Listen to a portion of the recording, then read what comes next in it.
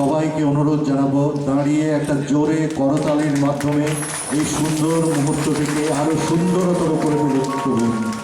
এই পবিত্র স্থানে পবিত্র ব্রহ্মকুণ্ড মেলার এই প্রাঙ্গণে 3 দিন ব্যাপী এই মেলার শুভ উদ্বোধন হয়ে গেল।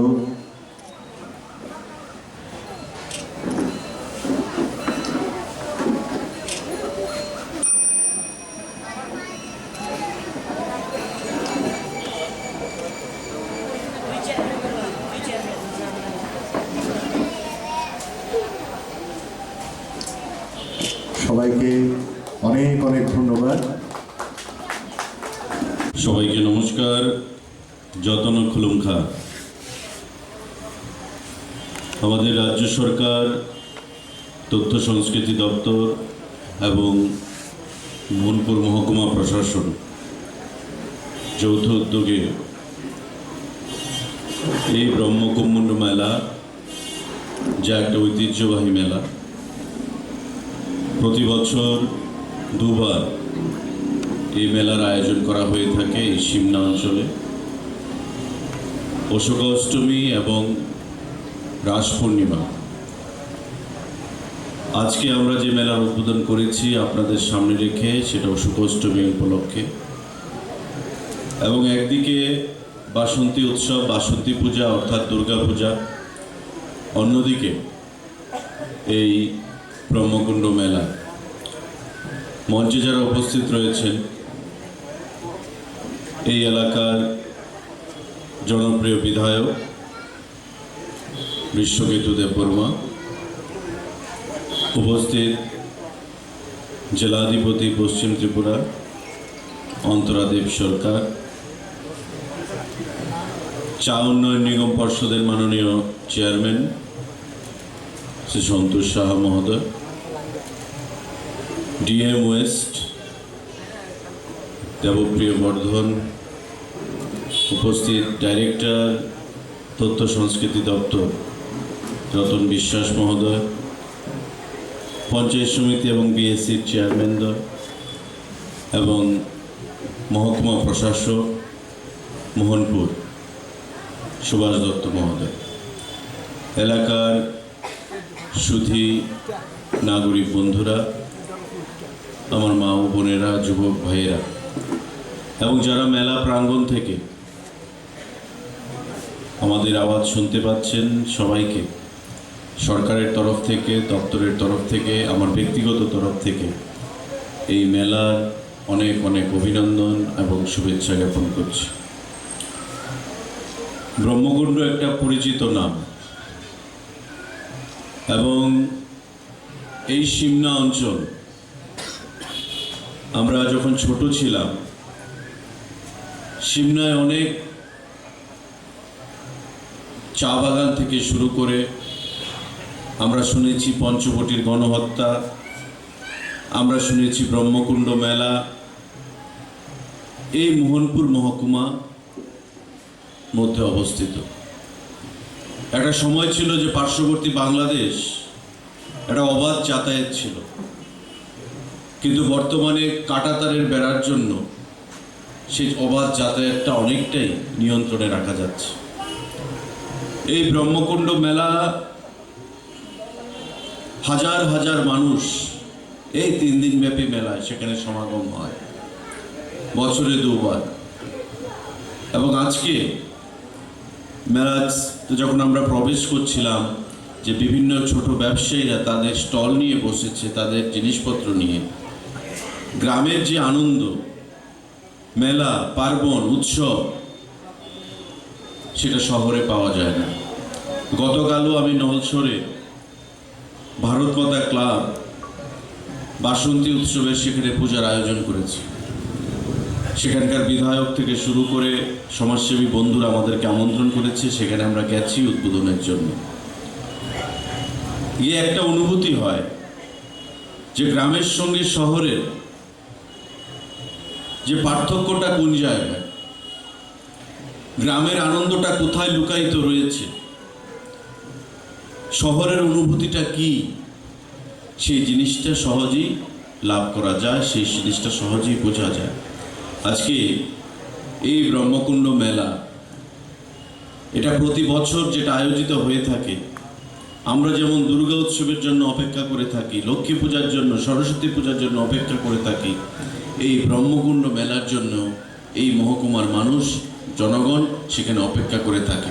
এবং আমাদের সরকার গঠিত হওয়ার পর ব্রহ্মকুণ্ড মেলা যেটা আগে থেকেই চলছে, কিন্তু আমরা মেলা, উৎসব, অনুষ্ঠান, সংস্কৃতি এই জিনিসগুলোকে সামনের দিকে এগিয়ে নিয়ে যাওয়ার জন্য আমরা প্রয়াস নিয়েছি।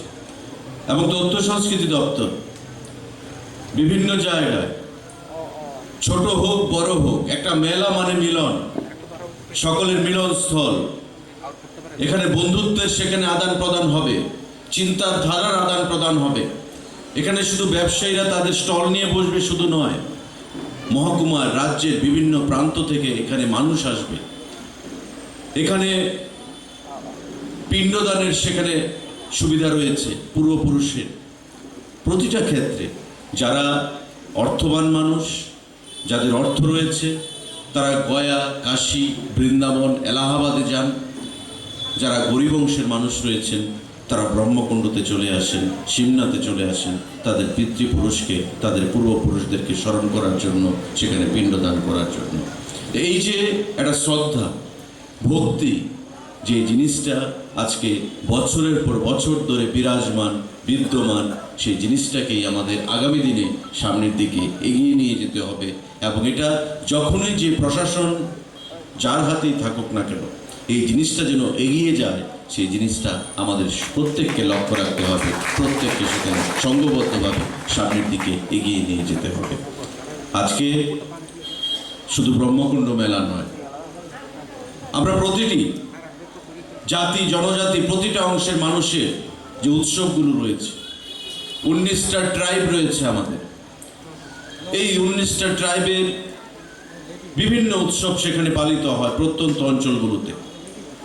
তথ্য সংস্কৃতি দপ্তর থেকে অর্থ দিয়ে তাদেরকে সাহায্য করা হয়, যাতে আরো ঘটা করে, আরো বড় পরিসরে যাতে সেই মেলাগুলোর আয়োজন করা যায়। কারণ একটা মেলা একটা জাতির, একটা রাজ্যের ঐতিহ্যকে বহন করে, তার সংস্কৃতিকে বহন করে। আর সে কোনো জাতি, কোনো রাজ্যের জাতি, জনজাতি তার সংস্কৃতি, ঐতিহ্য যেন কোনো অবস্থাতেই খর্ব না হয়, নষ্ট না হয়ে যায়, সেই জিনিসটাই আমাদের খুঁজে বের করতে হবে। কারণ আমাদের দেশ যা জনসংখ্যা, এবং আমাদের দেশ প্রায় 33 কোটি দেবদেবী রয়েছে। এই যে 33 কোটি দেবদেবী, প্রত্যেককে সেখানে আরাধনা করা হয়, প্রত্যেককে সেখানে পূজা করা হয় পার্বণের মধ্য দিয়ে। প্রত্যেকের একটা বিশ্বাস রয়েছে যে আমার দেবদেবী, এটা আমার ভগবান। একটা জাতি মনে করে থাকে এটা আমার ভগবান, এটা আমি পূজা করব। উপজাতি অংশে আমাদের গড়িয়া পূজা আমরা করে থাকি, আবার পার্শ্ববর্তী পাশাপাশি লক্ষ্মী পূজা হয়ে থাকে। বাঙালি অংশের মানুষ আমরা লক্ষ্মী পূজা করে থাকি, উপজাতি অংশের মানুষ গড়িয়া পূজা করে থাকে।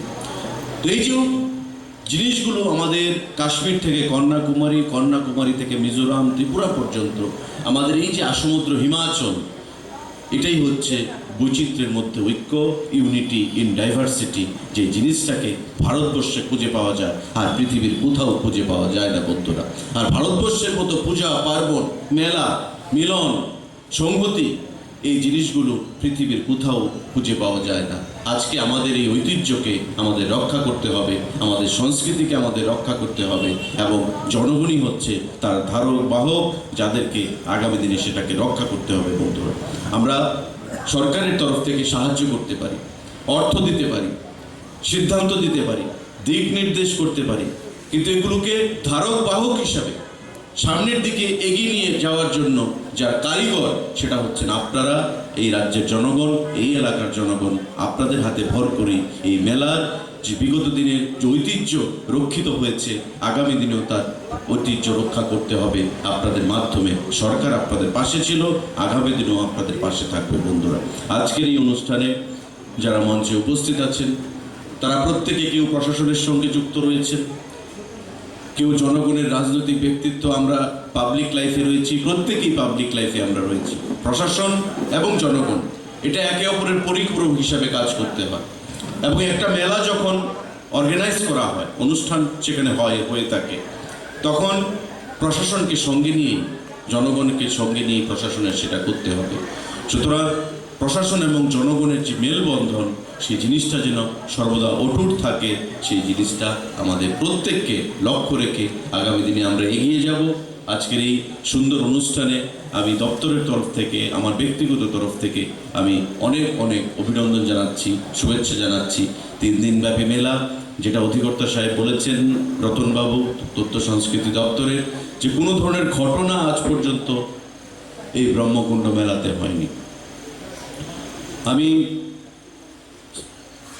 বন্ধুবর বিশ্বকেতুকে জিজ্ঞাসা করছিলাম যে খুব ছোট যখন ছিলাম, বেশি ছোটও না, মোস্ট প্রবাবলি 97-98 হবে, পঞ্চবটির গণহত্যা হয়েছিল। সারা পৃথিবীতে, সারা ভারতবর্ষে একটা জঘন্যতম ঘটনাদের মধ্যে একটা ঘটনা, গণহত্যা। যে কোনো দেশে, যে কোনো রাজ্যে আমরা জালিয়ানওয়ালাবাগের হত্যা, গণহত্যা থেকে শুরু করে আমরা যে কোনো জায়গায় গণহত্যাকে আমরা ধিক্কার জানাই, নিন্দা জানাই।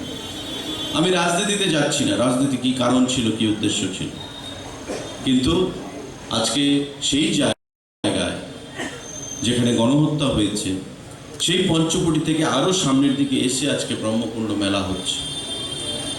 এই যে সময় যে চলমান, সেই জিনিসটার মাধ্যমে আমাদের এগিয়ে যেতে হবে, চলতে হবে সময়ের সাথে তাল মিলিয়ে। আজকে সিমনা হয়তো কেউ জানতো না, সিমনাকে কেউ চিনত না, পার্শ্ববর্তী, বাংলাদেশের পার্শ্ববর্তী একটা বর্ডার অঞ্চল। কেন বিখ্যাত? সিমনা শুনলেই সবার আগে নাম আসে ব্রহ্মকুণ্ড মেলা। আমরা কুম্ভ মেলা শুনেছি, কুম্ভ মেলা হয়, মা বাবার অস্থি নিয়ে অনেকে গয়া কাশী যায়, এলাহাবাদে যায়, কুম্ভ মেলাতে যায়। আবার আমি যেটা বলেছি, অনেকে ব্রহ্মকুণ্ডতে চলে আসে।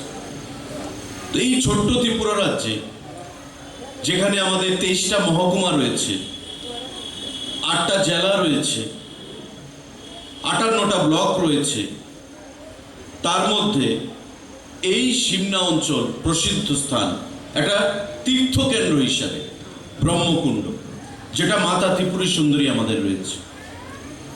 পৃথিবীর বিভিন্ন অঞ্চল থেকে মাতা ত্রিপুরেশ্বরী মন্দিরে আসেন। লন্ডন থেকে বসে, আমেরিকা থেকে বসে মাতা ত্রিপুরেশ্বরী মন্দিরের আরো উন্নয়নের জন্য তারা অর্থ দান করেন ত্রিপুরা রাজ্যের অনেক জনগণ, অনেক মানুষ। ঠিক তেমনি ব্রহ্মকুণ্ড মেলা ত্রিপুরা রাজ্যে প্রসিদ্ধ হয়ে গেছে আজকে বছরের পর বছর ধরে। ইতিহাস থেকে বিগত দিন থেকে শুরু করে বছরের পর বছর ধরে সেটা চলে যাচ্ছে। এই যে ধারাবাহিকতা, শুরু করা অত্যন্ত সহজ কাজ, কিন্তু ধারাবাহিকতা বজায় রাখাটাই হচ্ছে সব থেকে বড় কাজ। এই ধারাবাহিকতা যেন বজায় থাকে, আমি প্রশাসনের কাছে বলবো। প্রশাসন, আজকে মহকুমা প্রশাসন, এসডিএম হয়তো থাকবে না, কিন্তু মহকুমা প্রশাসক থাকবে, চেয়ার থাকবে। ডাইরেক্টর আইসিএ থাকবে না, কিন্তু তথ্য সংস্কৃতি দপ্তরটা থাকবে, ডাইরেক্টরের পদটা থাকবে। সুতরাং যে যখনই আসবে, এই মেলার ধারাবাহিকতা বজায় থাকবে। এই মেলা মানে মিলন, আর মিলনই হচ্ছে জাতীয় সংহতির ধারক বাহক। মিলন আমাদের সৌভ্রাতৃত্বের, মিলন হবে জাতি উপজাতির, মিলন হবে আমাদের আত্মার।